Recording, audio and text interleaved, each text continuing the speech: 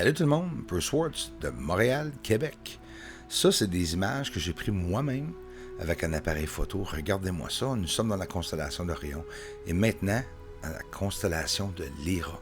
La constellation de Lyra est remplie d'étoiles, qu'est-ce qu'on appelle des soleils, plus gros que le soleil que nous avons ici dans notre système solaire. C'est rempli de soleils partout. J'ai pris des photos du nébuleuse aussi à l'intérieur d'Orion.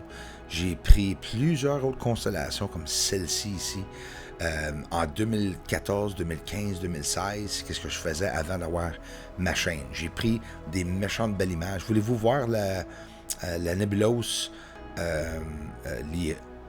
nous sommes dans Libra, si je ne me trompe pas. Sagittarius. Nous allons voir ici le nébuleuse dans l'Orion. La grande nébuleuse, The Great Nebula in Orion. Et nous voyons les étoiles alentour et les couleurs incroyables que, vues d'ici au Québec, à Montréal, nous voyons la nébuleuse vert comme que je vous l'ai montré.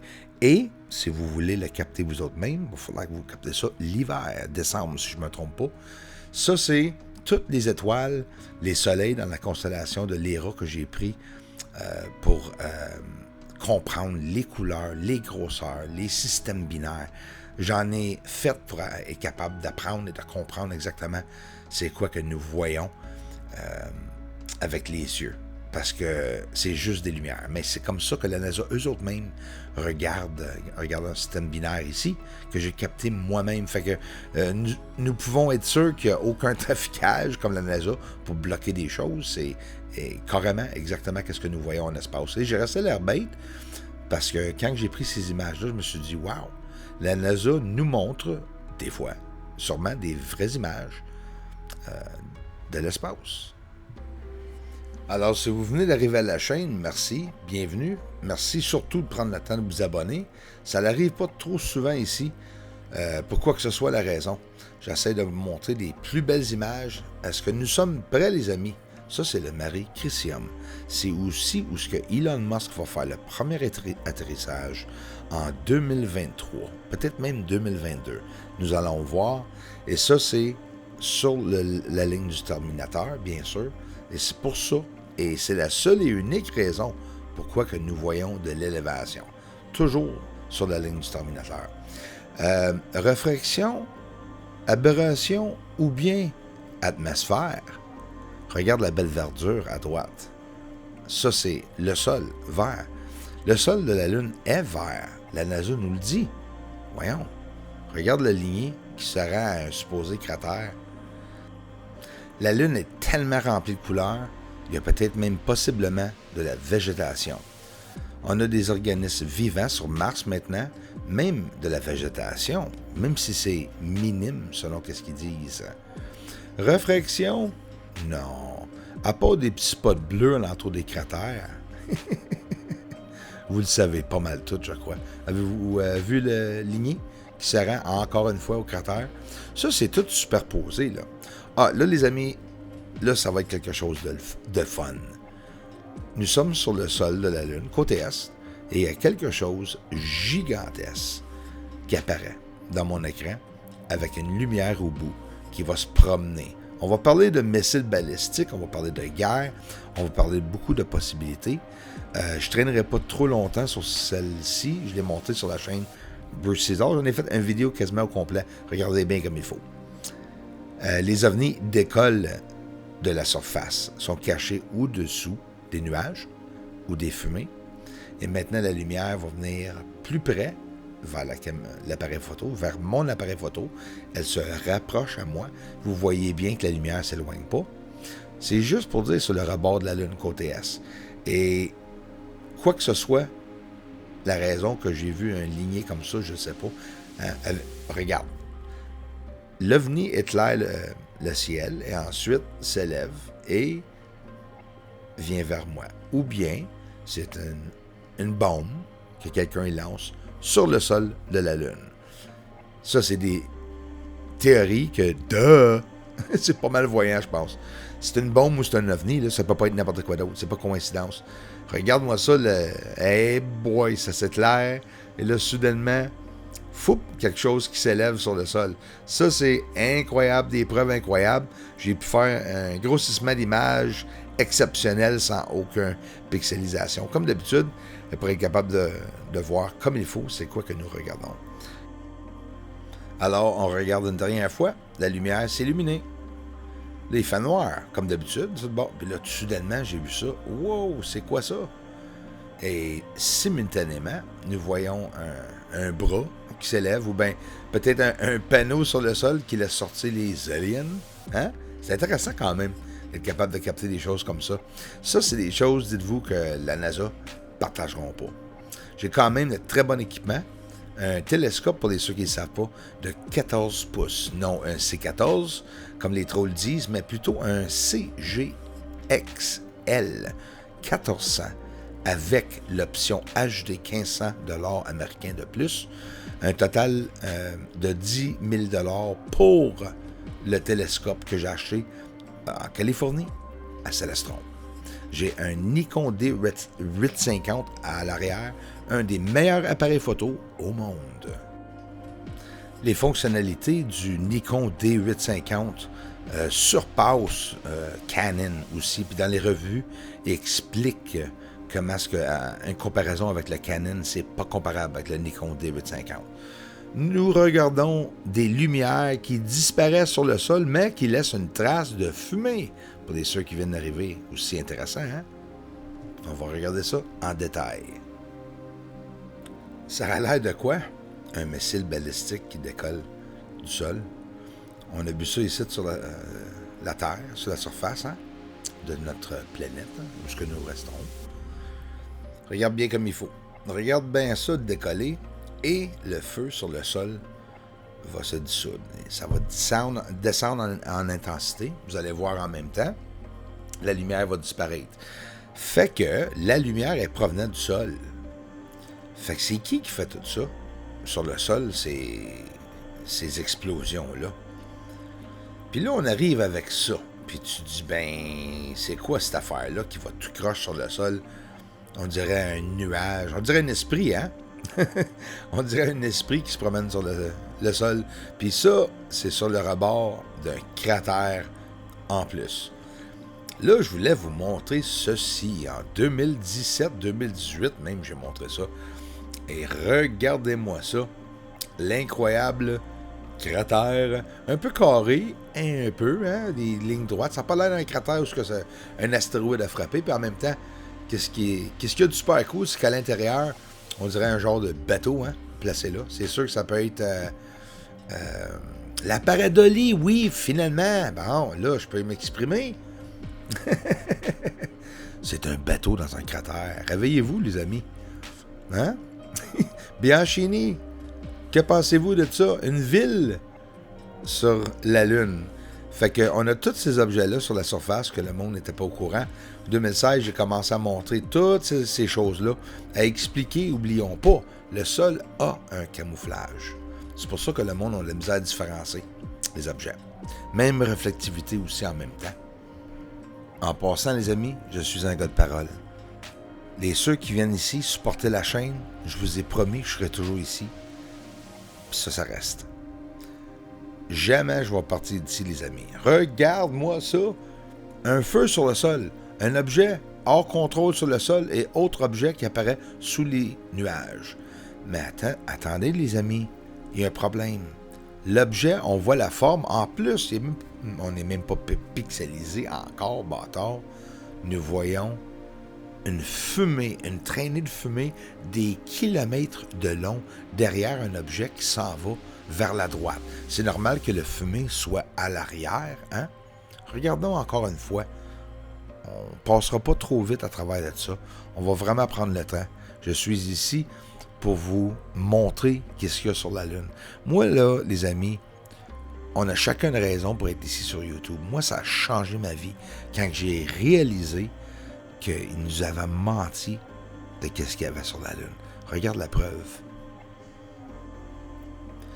Avez-vous une idée comment est-ce que j'ai fallu faire un grossissement d'image où c'était une soirée extrêmement claire sur le rebord de la ligne du Terminateur, en plus d'avoir capté des ovnis qui passaient à ce moment-là, pour être capable de ralentir, de faire un grossissement d'image, juste pour être capable de vous montrer que je vois des objets avec une fumée à l'arrière. Ça, c'est exactement pour ça que tout le monde font des recherches, je crois, sur la Lune, pour être capable de voir la pure et honnête vérité. Il y en a certains qui disent, pas gros, mais il y en a certains qui veulent faire croire que les images sont embrouillées, qu'en réalité, les images sont extraordinaires. Il n'y a rien à embrouiller, puis c'est sûr qu'on n'a pas 2 ans, là. Si on fait un grossissement d'images dans ta cour, ça va être embrouillé aussi, là. Il faut s'entendre là-dessus, là. Et là, nous sommes sur une autre planète. Et oui, l'Internet, c'est un outil du diable. On peut faire de très belles choses pour aider à des vies, même, sur l'Internet. Puis on peut aussi détruire certaines vies.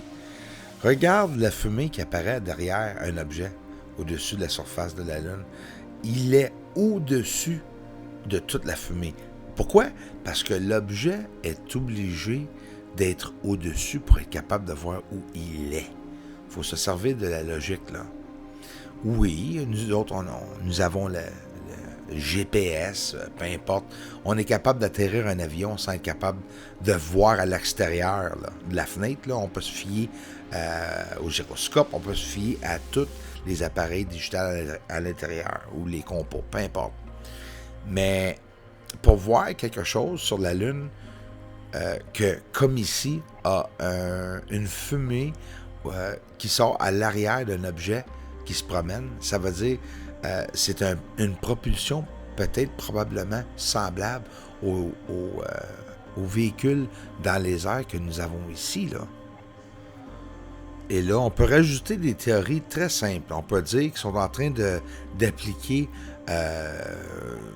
quelque chose de chimique dans l'atmosphère de la Lune aussi en même temps. On le voit, la fumée derrière. Ça peut être une réaction de l'objet qui est en train de réagir avec l'atmosphère de la Lune, ou bien l'objet est en train de pénétrer l'atmosphère de la Lune. Ça n'a pas le choix d'être un de ces choix-là, selon la logique. On le voit, l'objet. Elle est gigantesque, les amis. L'objet doit avoir 1 000 de large. C'est pas petit, là. J'ai un télescope, je le sais que c'est à peu près 1 000 de large, 1 millimètre. C'est ça que nous regardons.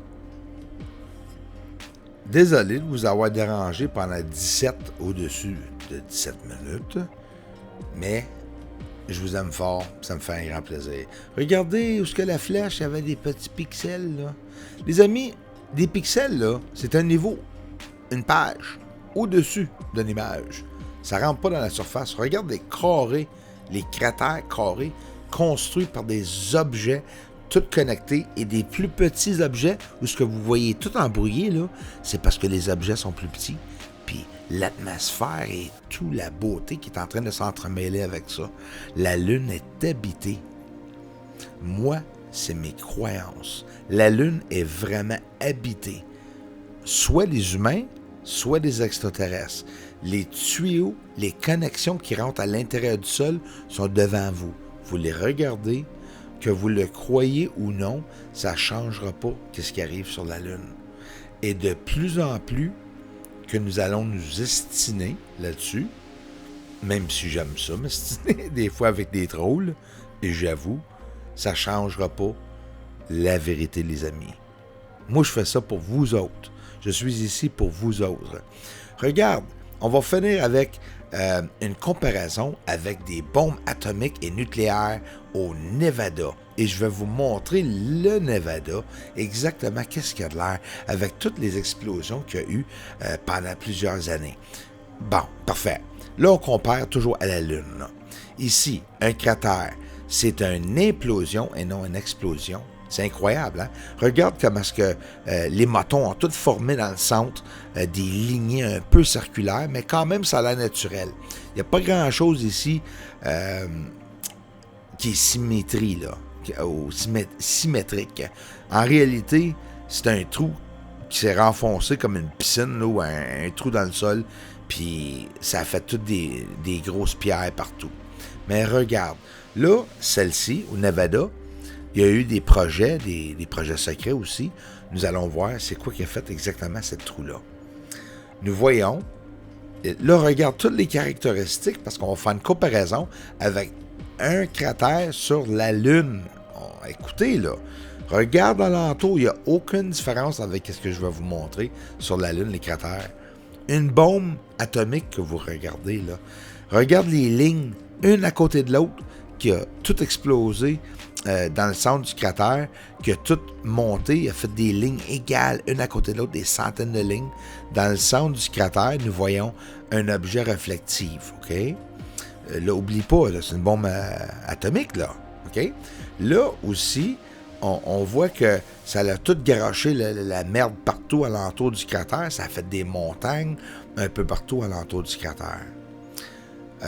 Allons voir sur la Lune le cratère Langrenus pour faire une comparaison. Vous allez voir à 100%, les cratères sont identiques. Identiques. Alors ça, c'est le cratère Langrenus M. Regarde le centre, même chose, des objets reflectifs, les mêmes lignées identiques, puis on parle de 60 ans plus tard, alentour du cratère. La seule chose qui est différente, c'est qu'on dirait qu'ils ont enlevé qu'est-ce qu'il y avait alentour du cratère, pour pas que ça paraisse que c'était nucléaire ou atomique. Regardez ici, les amis, nous sommes au Nevada, puis on dirait que nous sommes sur la Lune. Puis ça, c'est tous des tests nucléaires qu'ils ont fait.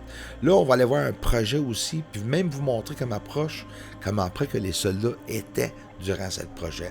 Explosion nucléaire au Nevada à gauche, cratère sur la Lune, NASA à droite. C'est quoi la différence, les amis? Il n'y en a pas. Ça, c'est l'exercice Desert Rock. Regarde comment c'est terrible. Ils ont testé en plus sur les soldats. De plus en plus, les soldats étaient de plus en plus près.